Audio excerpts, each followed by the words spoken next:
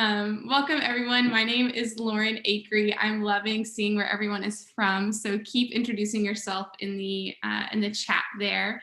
I am a design principal with Education Elements. I am coming to you live from Lexington, Kentucky, but have lived a little bit of everywhere, working in different capacities across school. I started my career as a special education teacher, so the role of engaging families was something that was super important to my work, and really changed as my time in the classroom went on and how I thought of my relationship with them. So I'm really excited to share some of the strategies that we've thought through, and learn from others, especially now during this time. Megan, do you want to introduce yourself? Yeah, hi everybody. I'm Megan Campion. I'm an associate partner at Education Elements. I am a former middle school teacher and school administrator. And I am also coming to you from my home in Virginia. I'm really excited to have this conversation with everybody about how to engage families virtually. It's a subject near and dear to me. And in my spare time this semester, I've actually been teaching an ESL class online for the first time to new learners, like people who are very new to English. So it's been a real interesting experience, and it's one that I hope is reflected in some of the things that we're talking about today. Yeah, for sure. So one thing we want to note is that we're going to invite you to chat throughout the webinar and share different stories, experiences, strategies. You'll note someone already said this in the chat. When you click on the chat, it'll default just say to panelists. So right above where you type the message, if you could select that down arrow and choose panelists and attendees. So that way everyone can see the great ideas you're sharing. That would be awesome. So just take a minute, do that. If you haven't already, introduce yourself in the chat, and we will invite you to share some strategies as we go through the session. So as you introduce yourself, if you could first practice here, or I guess second for some of you, what's one thing you're hoping to learn or take away today?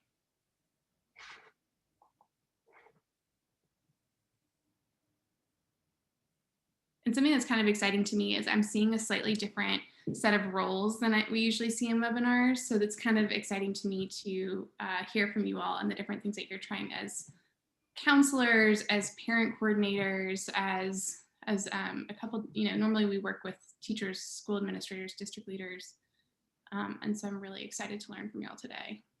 Yeah, I'm seeing lots of interest in engaging parents, supporting parents as they're supporting their students in virtual learning, and some resources to share with teachers and families. So hopefully we'll have some practical takeaways for you to support and engage those families. And then also at the end, we'll put in the chat like a series of links to resources that you can return to after the webinar, which I think you'll also get in a follow-up email too. Sure. Awesome. Yeah, the proven practices, keeping families, especially families of colors, connected. Yeah, definitely I think we're gonna hit on a lot of strategies for you today, Monique. Great, so a little bit about Education Elements. We are an education consultancy organization. We work with school districts all over the country. We've been around for about 10 years. We work in 1,000 or more schools and districts. And we have a great track record, we think anyway. And one of the things that we really believe is that if you make people better, then schools will be better, right? And so we work with people across the school system to become more responsive to the changing needs. And you can go on to the next slide there, Megan, share that graphic of starting down at the classroom level, like the direct to students, helping them think about how to be more responsive to student needs, how leaders can be more responsive to changing school needs, how we can make teams function better, how districts as organizations can be more responsive to changing needs, and then thinking through the tools that you need to be able to do that. So we really think about it across the entire system so that we can ultimately better serve our students. Anything you want to add to that, Megan? No, I think you said it all. Thank you. Great.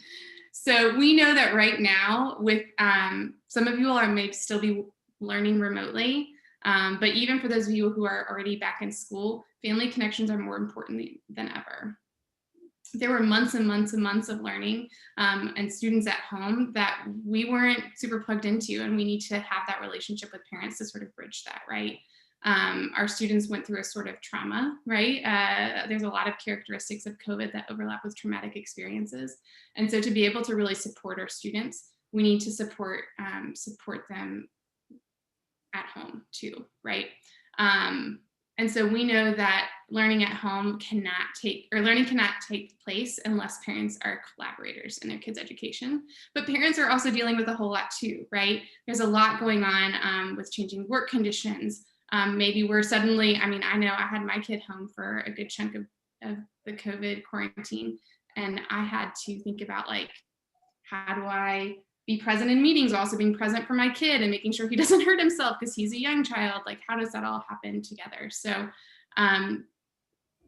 it's not easy, is all I'm trying to say, is that we have to be true collaborators, and that's not an easy thing that we're asking you to do. So moving on, we're going to talk through a couple strategies you can use to engage families virtually. There's not a one-shot solution, as you all know, I'm sure at this point, but we have kind of 4 buckets of strategies we'll talk through. Yeah, and this is one of a series of webinars and then other sort of blog posts, resources that we're going to be putting together for supporting families in this sort of new way school looks. So if you see something that piques your interest and you want to do a deeper dive, keep your eyes peeled because there's more to come. You can also offer us feedback at the end of this webinar if there's something you'd like to hear more about. We are a company full of educators and a lot of parents. So this is something that all of us have a really, really passionate interest in. Yeah, for sure. So one of the things that this is giving you sort of an overview of the focus that we'll be talking about for this next 52 minutes or so. We want to be talking about assumptions that you may make when you are engaging families and guardians at home, thinking of multiple ways that you can engage them, communicating really carefully, and then some tactics and strategies for building a really collaborative relationship. And with that, we're going to get started with the idea that we really need to sort of check our assumptions when we are engaging families. I think we all have our own idea of what it means to see like effective family engagement, and that can actually vary from person to person and culture to culture. One of the things that I think is a safe assumption to make is that, generally speaking, families want the best for their students. What they think that means in terms of their time and their specific contribution to their students' education may look different from person to person, but going under the assumption that that you can assume best intentions in terms of their interest in seeing their students succeed. That's one safe assumption. Beyond that, there's a few things you want to be thinking about. Different assumptions that you may be making as you are toggling between distance learning and in-person learning, or if you've got a hybrid model that requires a lot of heavy lifting at home. Assuming that there is an adult at home that has all the time to support their student as they're learning at home might not be a very safe assumption. There are lots of different circumstances and lots of different situations that parents are finding themselves in and caregivers are finding themselves in.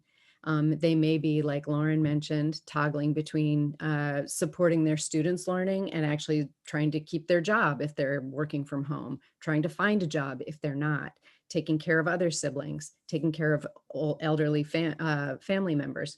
So there are lots of things that could be drawing away from their ability to support their students at home.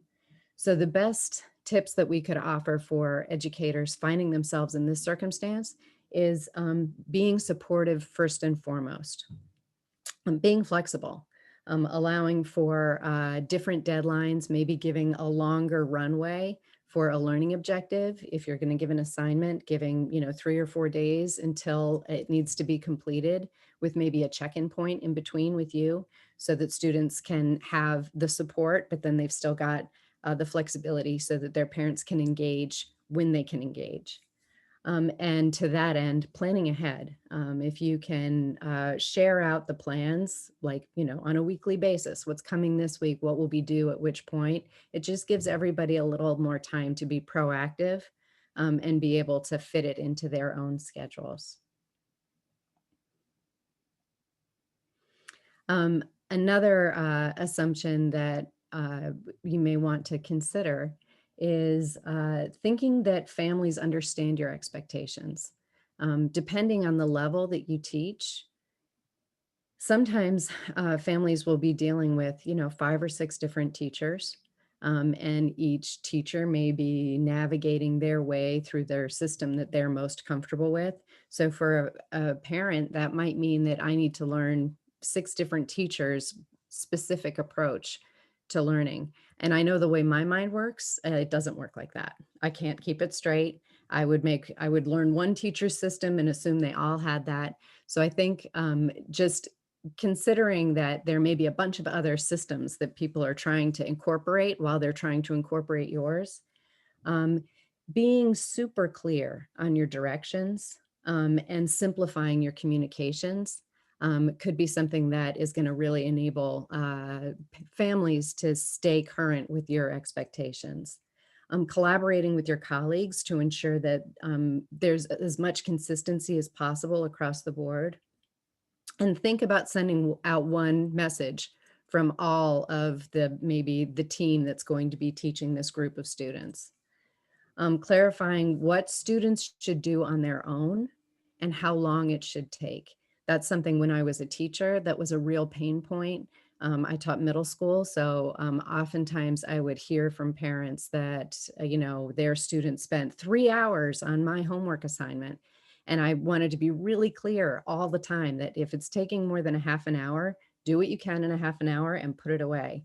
I think staying really clear on that, because as people get stressed out, they're going to be noticing more and more, and they're going to be more intense about the time that's spent. So as much clarity as you can offer on what students should be doing on their own and how long it should take might be a big relief. Also, to that end, assigning work that students can do independently. Making it really compelling so that they want to do it independently. And then offering one-to-one office hours for students. So just saying, you know what, I'm going to open up this link in Google Meet or in Zoom. I'll be here, doing my work for an hour. If you want to pop in and ask me any questions, making that available to them. Another expectation that you may want to, or assumption you may want to revisit is one that we've actually struggled with a little bit as we've transitioned a lot of our formerly in-person work to online work. It doesn't match minute to minute. You don't want to do, if you do an all-day workshop, you don't want to do an all-day Zoom session. You want to be thinking about the adjustments you need to make for online instruction versus in-person instruction. Families don't really want their students to be online from 8 a.m. to 3 p.m. with no breaks. That doesn't really reflect the student experience during a school day, and it's really exhausting for anybody to be in front of a camera for that length of time. We can see here we've done some webinars and some blog posts about things related to Zoom fatigue. And in the course of researching for those, you can see the searches on Google for Zoom fatigue. Peak was in April through May, that last week of April, first week of May, because that's when people started to really notice that this is really draining. So strategies to account for this are: one, to lead with social emotional support and relationship building. Be understanding of any flexibility that may be required. Be thoughtful about how you're combining synchronous with asynchronous learning. And again, flexibility. The final assumption we want to touch on is assuming that families know how to navigate the system. For many families, this is, for everybody, this is a really novel time. nobody's gone to school like this before. Nobody's taught in school like this before, and nobody's sent their child to school like this before. So there are some things that you may know because you do it a lot more that families may not know. Knowing how to navigate the system could encompass things like technology tools. Getting back to that consistency question, if you've got one teacher that's using one system because it's easy to them and another teacher that's using another, to the families, keeping straight which system can be a real pain point. So think about ways that you can support the family in understanding the technology tools that you're using, the logistics of how learning is going to be working at your school. Um, Doing what you can to facilitate connections between families. If you have families that have formerly served in the role of, like, a room parent, maybe that person can become a Zoom parent and connect with other parents in your classroom to sort of help support them as they get familiar with the systems that you're using. And communicating with your colleagues to keep the whole team abreast of the things that you're learning about challenges that your students are having.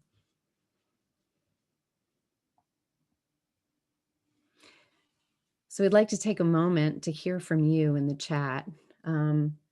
What are some assumptions that you have had to reconsider through this experience? If you're comfortable sharing, we would love to learn more.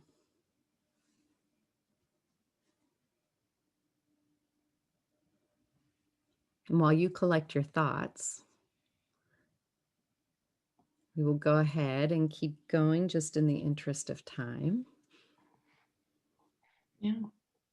So this is probably something you're doing with your students if you're designing for online, but also thinking about how to do with your parents, is creating multiple ways to engage. And a lot of these will happen virtually still. But thinking about, some folks are really plugged into the learning management system, some are really engaged in social media. How can you take what we know about instructional design and having to repeat things in multiple different formats for different types of learners and apply it to the parent context? I'm taking a look at some of these messages in the chat. I think there's some really good conversation. If you're not in there, take a peek. So the first one that we'll talk through is call or text. I know that sometimes when things were really busy, taking time to call, and I'm such a millennial this way, right? Like, was really stressful for me. I will just name it that some people are more comfortable talking on the phone than others. But I know that for a lot of my parents, and I taught in a pretty high poverty neighborhood, internet was not super stable at their houses. And I think the district I taught in, I know, has rolled out MiFi's during this time to help support students learning. But even still, like, I think phone call was the best way to get in touch with any of my parents. If I sent something home, middle schoolers are only so reliable with getting notes to their parents and those types of things. So picking up the phone was the best way to get in touch with folks.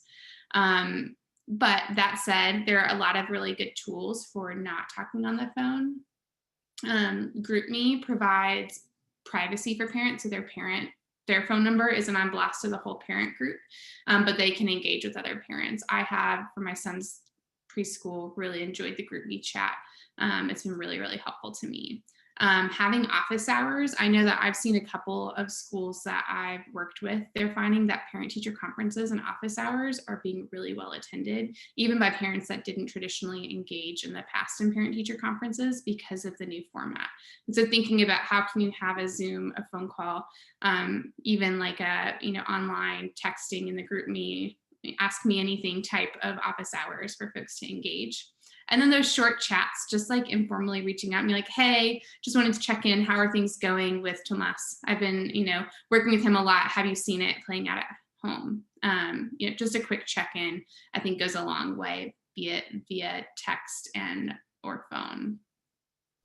I wanted to chime in with one thing with the office hours. I'm looking in the comments, and I think one of the comments from Krista, hi Krista, is assumptions that students and families had the executive functioning skills needed for this type of more independent learning environment. I think one of the things that we've seen happen in a bunch of districts we've worked with is, the families at home are eager to get good enough to support their students.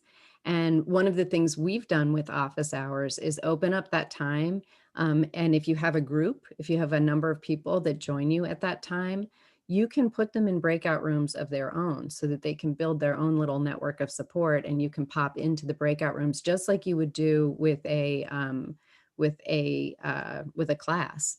If you have something like a Zoom parent, if you've got somebody who is a parent who's deeply involved and who's a former, class organizer, when they were allowed to come into schools, that's somebody that maybe you could utilize to help support the other families in your class to upskill during a breakout session during office hours. Yeah, I love that idea, Megan.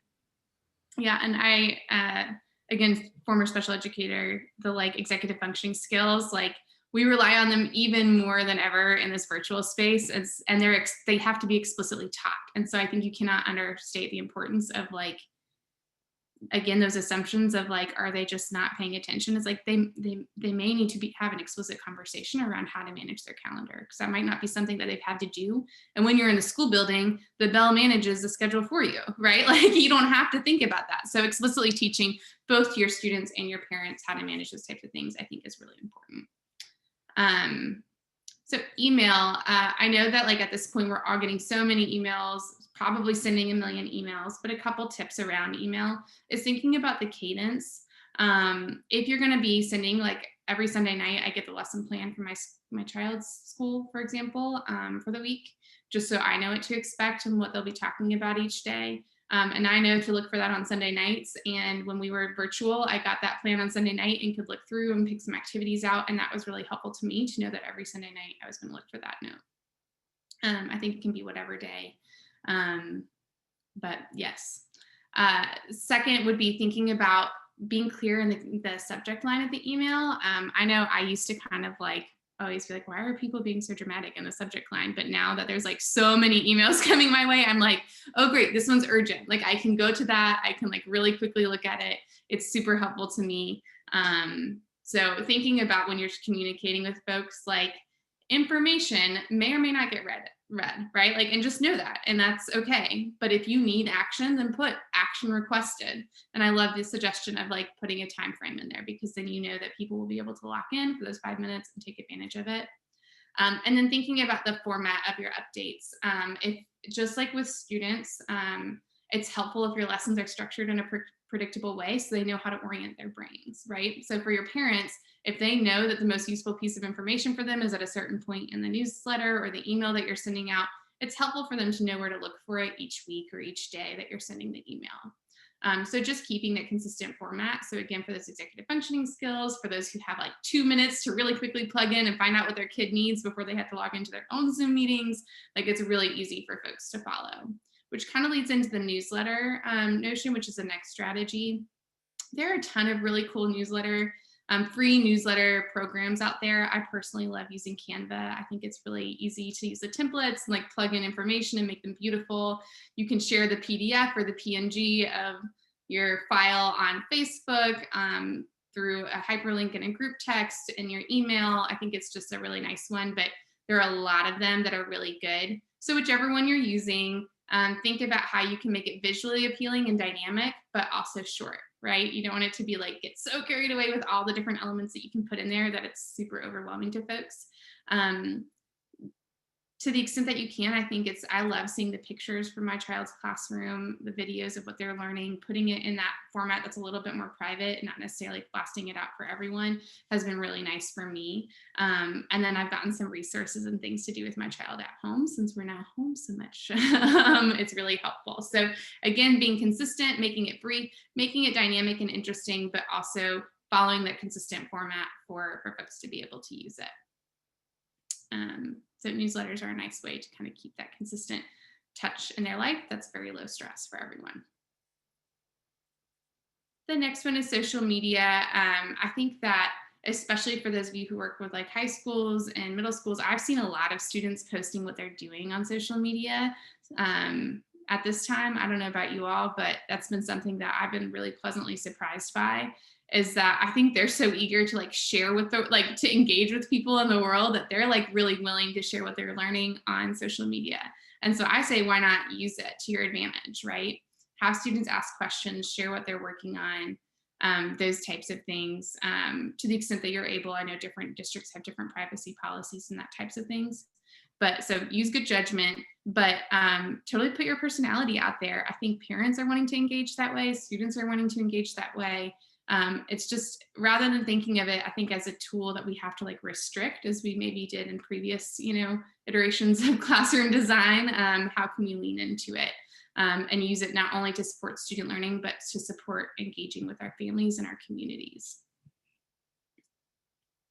So would love to hear from you now. What are some ways that you've engaged with families? Yeah, and I'm seeing some stuff in the comments already. Yeah, the low key approach. I totally agree, Christine. Like I said, my parents weren't really reading emails, right? Like I had to jump on the phone. Just like really quick 5-minute conversations were the most successful way that I got in touch with my parents.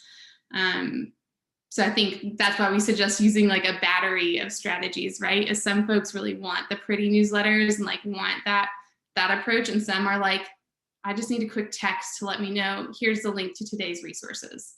I'll click on it, I'm good, right? But just like, Hattie's research, and you got to say things like so many times in so many different ways to make it sink in for folks. I think it's the same with parents. Yeah, so Pamela's also saying the simple phone call has been really effective. And John, yeah, you're talking about you only have a basic cell phone. So yeah, use what you have. So don't think that you have to do it all. I think, in fact, doing it all would probably be overwhelming to parents. So pick a couple and try to reach as many folks as you can. Cool. Well, in the interest of time, I'll pass it back to Megan, but please keep sharing strategies. We'll pull these and send them in the follow-up email. Yeah, and this is sort of anticipating like things you might want to consider as you are communicating with families. There's a couple things you want to be really mindful of. The first is avoiding idioms and colloquial language. I think that can be, it can be really tricky to incorporate idioms and colloquial language for a bunch of reasons when you're talking to families. It could be cultural, it could be generational, it could be like regional, where something that makes sense to you doesn't make sense to them. So being open and honest, and as a formerly sarcastic person, teaching was a real learning process for me, where I had to sort of clean up my my way of interacting with people, such that people who knew me for a long time were like, "When did you get so earnest?" But it was part of how I needed to communicate with students and with families, to just be very clear and very honest. Speak very simply.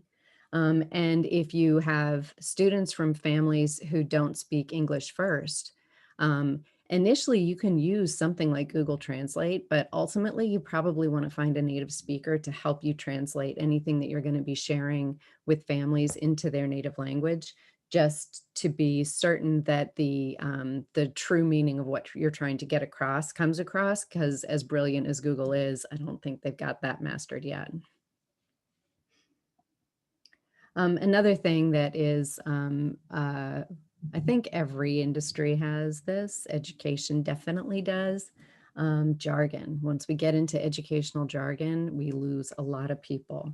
So to that end, if you are going to be communicating with families, spell out your acronyms. Just say what it is that you're talking about. If it's an individual education plan, then it's an individual education plan. It doesn't need to be an IEP until they're familiar with that term.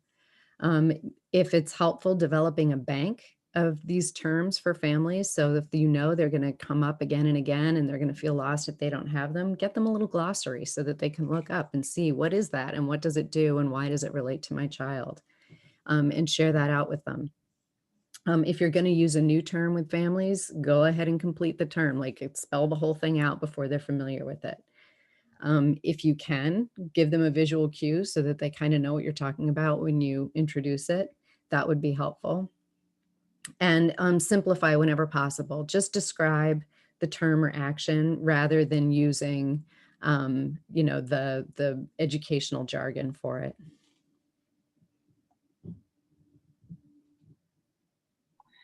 Awesome. So again, a little bit less tactical, a little bit more like thinking in a forward-thinking way is just the notion of building a collaborative relationship. Um, I know, especially my first year teaching, I fell into the pitfall of like treating parent communication as sort of like a checkbox. Like I wanted to make sure that I could say that I'd reached out to every parent and did these things. And it wasn't really about like a give and take relationship so much as it was about like, I'm a special ed teacher. I needed to show up for IEP meetings. It was very like directive. And that midway through the year, I was like, this is not working for anyone. And so just taking a step back and thinking about what is your approach to parent engagement or family engagement, and taking a beat to like get to know them, right? Like who else is at home with them? What's going on in their lives? How do they view their child, right? Like what do they view as their child's strengths and assets that they can bring into the classroom? When are they most energetic and ready to learn? When do they like have a really short fuse in the day, right? Like I can tell you for my child, right? And I'm always surprised when the teachers tell me what they observe about my son, because it's a little bit different at home, and that's interesting for me to kind of compare, right? So taking that time to get to know you, yeah, and Christine, I totally agree that like sometimes people are so used to only getting calls when it's a bad thing or something's happened at school, there's been an incident. And especially right now, like we need constant relationship, right? Like things are constantly changing. We're learning virtually, like all those different issues, we need to really rely on each other. Another strategy that you might try with this asking questions notion is the idea of monitoring progress. So in that getting to know you, the parent might share something like, yeah, man, after he gets home from school, like he just has a really hard time turning off his brain and settling in for bed, right? I don't really know how to do that. How do you wind him down for a nap? I've asked them that at school a couple of times. Like, what are the things that you do to help him get ready for that restful state of mind? And they do some like meditation stuff at school, turns out, like a couple like breathing, mindfulness things. And I'm like, cool, we'll do that at home, right? So then my teacher asked me, how's it going? Is that working for you? Is he sleeping better at night? And it's like, means a lot to me, A, that she remembered, and B, that she followed up, And so now I'm like, oh yeah, and you know what else we tried? We read the same book every day before bedtime. Like maybe that's something that will work at school too, if there's like a wind down book, and those types of things are really going a long way. So having those follow-up conversations, monitoring progress, can help change the conversation dynamics with your parents. The second strategy around building a collaborative relationship is being specific. So I definitely fell into this pitfall in early days. I'd be like, Nick has a really hard time focusing and is becoming a problem in school. And I would be like, you need to understand what I mean by that. And you're probably like thinking like, what is she saying? Like, what is she talking about, right? So to the extent that you can be very specific, and rather than like, okay, so what are you going to do about it? Like maybe ask some probing questions. Like I noticed that middle of the day is a really tough time for Nick. He has, or in this example, Tomas, right? Like he has a really hard time like getting back into learning mode after lunch and recess. Have you noticed this at home? How do you handle this problem? Has this been something you've tackled with past teachers? All those types of things. I think opening it up as a conversation rather than just like, making generalizations to the parents and hoping they figure out what you're looking for is usually a good strategy. The third thing is to share your learning. And I think this is like in general best practice right now because we are all learning something so new and how to navigate such a different environment. But sharing what we're learning online, on social media, with your professional learning communities, with your colleagues in your school or district, sharing what you're learning, sharing what worked, iterating together, I think is only a good thing with your parents, especially. So helping them think through what might have worked, what maybe didn't, and improving together so that we can make it more sustainable in the long run for everyone is only good. I think this is the last one in this section, is asking for feedback. And I will just like name and own that like we're all getting a lot of feedback right now. right? Like be it through, through the meeting where no one's participating and you're like, okay, that's feedback in a way, right? Like to like I have, definitely talked to some school leaders and teachers who are getting some, really hard to read notes, right? Because everyone's so stressed and we all handle our stress differently. And so I just want to name, I know there's a lot of feedback in our life right now. I think the idea behind this is to keep that channel open so that feedback can be more of a constructive two-way street as opposed to just like I've hit my frustration point and now I'm unloading on you. It's like, how can we have a weekly check-in with parents or families about like what worked for your student, what didn't, how can I sort of support? And sometimes it might just be being an ear for those people who are at their frustration point. I hope you then find your ear so that you can have, that support that you need. But I think I've found personally that having that more regular cadence of feedback means that the feedback is a little bit more constructive rather than boiling over sort of situation. So there's the love versus delta, heart delta chart is like a really good, easy one you can do and send out to folks. It takes 2 seconds to fill out. You can kind of gather those. Or here are some questions on the right, like what worked for your child? What was challenging? What resources were more helpful? What do you need for next week? And one thing I wanted to add to this, and this comes from a previous life that I lived in research, there's another step in the feedback loop that's really important, especially if you're engaging families, and that's closing the loop on the feedback you asked for. So we included this slide because this is something that we do. We have, various ongoing learning experiences that we engage with different people, and we ask for feedback. To that end, we will be asking you for feedback at the very end of this webinar. There will be a survey that will pop up and we will ask you to tell us how this served your needs, what you would like to see moving forward. And the closing of the loop will be us scheduling another webinar, letting you know that we read what you said. If you're doing this with parents, this slide that we have an image of on this slide is what we actually share back the next time we come together as a group. Like, we heard you say this. This is the adjustments we made based on what we heard. Because one of the things that I think I always hear people talk about survey fatigue, and they're always asking me what I think, but they never do anything with what I think. And I told them that I needed this and I didn't get it. That's why it's so important to close the loop, to use these opportunities for feedback as a way to build a relationship and to strengthen your community, because you're indicating that you're actually listening and you're taking in the feedback. Yeah, I've seen that resonate with some folks in the chat. So thanks for that addition, Megan. I think we would love now to hear from you all in the chat. What are some practices you have tried out for collaboration with families? I see Ruth already is saying she uses some polls, probably both with students and families. I think that's a really good strategy because they're quick. I think people kind of get into the live results if you're doing it like during office hours or, a live event. I think that's kind of fun. I think our next webinar will do polls. Yeah. Feedback will act on. Polls and surveys, yeah, as much data as you can get. Yeah, I think I see an issue being the lack of access to internet. And so I would say like collaboration can take a lot of different forms. I think some of the strategies we listed didn't have anything to do with being online. So I would say challenge you to think about like where can you meet them, be it on phone, maybe through sending, a couple of things, snail mail even, to kind of get that like relationship going and making them see that investment. Yeah. Text, email, phone calls. Yeah, love it. Video and communication over Facebook. Yeah, I feel like parents are on Facebook in general. Not all, but I think in some communities that's a big thing. And so if you can have a private group, I think that's a super stellar idea. I saw someone sharing videos and things. That would be so fun for me to log in to see what my kid and other kids are doing. I had the reflection of my son's in preschool, and he's just now at the age where he's kind of getting friends.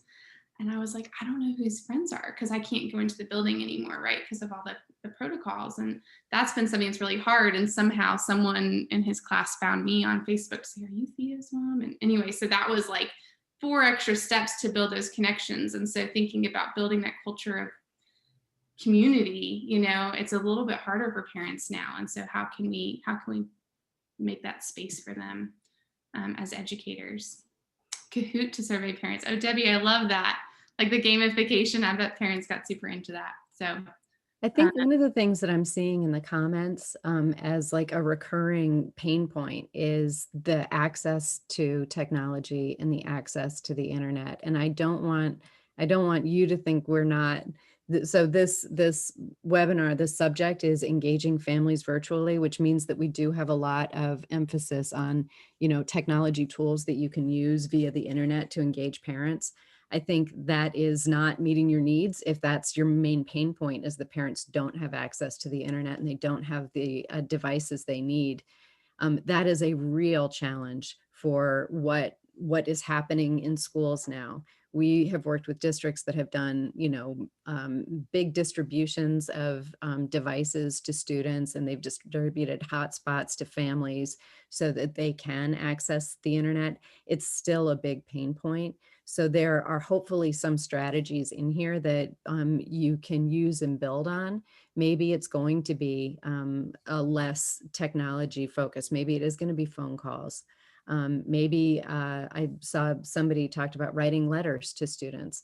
I know for people who are doing campaign work right now, that actually like handwriting letters to people is something that's becoming a really compelling engagement strategy, because people aren't yet used to getting actual mail that's personal and addressed to them. So maybe that is a tactic you can use. I don't want to pretend that it has the economies of scale that being able to use technology does, but thinking about these circumstances where that's an immovable barrier for you, hopefully there are some things that you can still take away, that you can try and still use sort of the underpinnings of what we're talking about here. Oh, yeah. And thank you, Danica. This is a really good point. She's talking about a local nonprofit providing a space with internet for students without internet to go and do their work. I've read about schools that are actually closed, but have opened up the buildings to allow students to use the Wi-Fi and use devices in the school for virtual instruction. So I think there are lots of creative solutions that are happening that are probably not to scale yet to solve for these things. But if you want, as a follow-up, to hear any other things that we've heard of that are happening around the country, we'd be happy to share out our learnings. Oh, sending postcards to every student. Yeah, I love that. started from schools too. It was great. Love it. Yeah. Yeah, thank you all for sharing this. And greeting cards. Yeah, and churches offering Wi-Fi for families who need it. Yeah, this is a great, I kind of want to save this chat. I think we're going to try and save this chat and make sure that we can send it to you with a follow-up in case it's going to be helpful for you to go through and see where all of these ideas came from. Yeah. And I have in the past like added a slide to the end of the deck with like a couple of the strategies. So I'll try to do that later today before we send out the deck tomorrow. So in the follow-up. So Yeah, and Danica, I also wanted to highlight the comment you made about going to every student's home at the beginning of the year to provide information and a school sign for their yard. That's one of the things that is really hopeful about talking to teachers and working with teachers is like, a whole district is like a big monolith, but when you get down to the classroom level, it is a teacher and a set of students, and things feel a little bit more achievable if you can do that one-to-one. I work with a district who, when the shutdown happened last spring, their non-negotiable was they needed to hear from every student every day. So if that meant the student attended the virtual instruction that the teacher did, that was fine. If they didn't, there was going to be a follow-up, message from the teacher to the parent. If that didn't work, then the principal was going to reach out to the parent. And they had a whole flow chart that they went through to make sure that students did not disappear during virtual learning. And it was a success story. Since they had prioritized that, it was a success story. Even though it was a whole district initiative, they had a flow chart where there was like a next step for each sort of miss. So I'm really inspired reading all of these ideas, and thank you for sharing. So just as a little recap, this is the 4 things that we touched on in this webinar, and we will have some resources that we'll be sharing in the coming slides. Monitoring your assumptions as you're engaging with families, creating multiple ways to engage, communicating really carefully, making sure that you're clear and not using language that may be inaccessible to them because they're not familiar with the idioms or they're not familiar with the acronyms. And then building collaborative relationships. We have some resources here that maybe Lauren, if you could put the links in the chat, they'll also come in a follow-up email, but we can go ahead and put these links in the chat for you now. One is best practices for digital learning for students. This is something that you can share with families so that they can support their students. The next is the Teacher's Guide to Collaborative Family-Teacher Relationships by our brilliant colleague, Drea Getches. She's the architect of this webinar. These are all her sort of foundational pieces that went into this. Oops, and I clicked on the link instead of advancing the slide. So that's what it looks like when you click on it. Oh, did it again. I'm gonna have to go back and get better at slide management. There we go. Another is a blog post that was written by Lauren and Drea for families kicking off distance learning. So the ways that you want to think about setting up space at home and other considerations. Actually, maybe I'll stop talking about it and Lauren can, since she's the co-author. We just did a couple, I think this was just the guide. So it talked through like things from the parents' perspective that they can be doing to set up the space to create like systems of supports. Like one of the things we talked about for like younger kids was color coding. So all the math stuff is in a green box, right? Like with a green label and a green folder and green, you know, whatever. And the reading stuff is in blue, right? And so that way, if you're toggling, if you're home, this is like for parents who are home supporting their learners. So I just want to caveat that. Could be grandparents or whomever, but whomever is supporting the child at home. Like some things they can do to set up independence, and just norming that like as teachers, we are not hand-holding the kids all day, every day, right? There are chunks of time where kids are independent. And so how can parents work with their teachers to set up those times, make sure they're taking care of their own needs, but then set their students up for success with some things that teachers do that parents might not know about, you know? So it's strategies geared towards the guardian or supporter of the student at home. And Amber, we love Drea too. Thank you for putting that in the chat. Great. And all the visuals that you see that are drawn in that blog specifically, she did. So. And then the other resource on this page, this is from Common Sense, and it's just a guide to helping parents and caregivers keep kids focused. So other resources that it may be helpful for you to link in a newsletter or, you know, share out in an email. And I keep doing that. Let's see. So as we wrap up, I think we are in the final 10 minutes or so of our webinar. We've had a few people drop off. So before we lose any more of you, if you could share out something that you'll try as a result of this webinar, we would love to hear it. And just while you're doing that, I would be remiss if I didn't mention, in the spirit of getting feedback, our funnel and marketing team has it set up so that you'll get a survey at the end of the webinar asking you for feedback on the webinar. So if that pops up, if you could take just a minute to fill it out so that we can get that feedback, it would really mean a lot to us and help us continue to design webinars that are meeting the needs that you all have. So just yeah, I think specifically we're looking for, I mean, feedback on anything you want to give feedback on, but also for planning purposes. What are the best days and times for you? Do you have specific time that you set aside for sort of professional learning that we could be mindful of as we're scheduling new webinars? Let's see. Yeah. And we've got some great ideas coming out here. Paying better attention to my assumptions and breakout rooms for parents. The weekly outline, And getting a Google Voice number, so smart. Yeah. Helps with the like protecting your private number thing too. Yes. And Miriam, we will be sending out, I don't know if it's going to come in the email that delivers the survey or if it's going to come separately, but we will be sending out the link to this recording of the webinar, and you will also have access to the slide deck, and you will also have access to all the resources that are in the webinar. So hopefully that'll cover you for everything you might want for this. Yeah.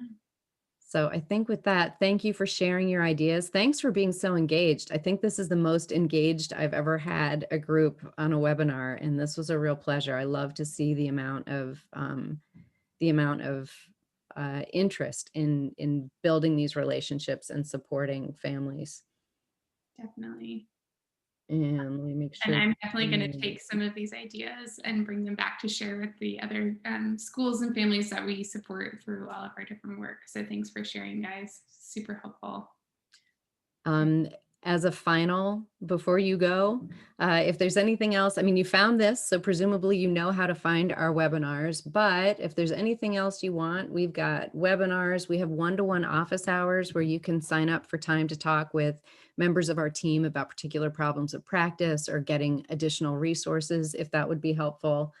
We do a series of facilitated coffee chats that are regionally based. So if you would be interested in getting a facilitated coffee chat going in your area where you feel like you've got a group of people that would be interested in talking through questions like this, let us know. We'd be happy to help you with that.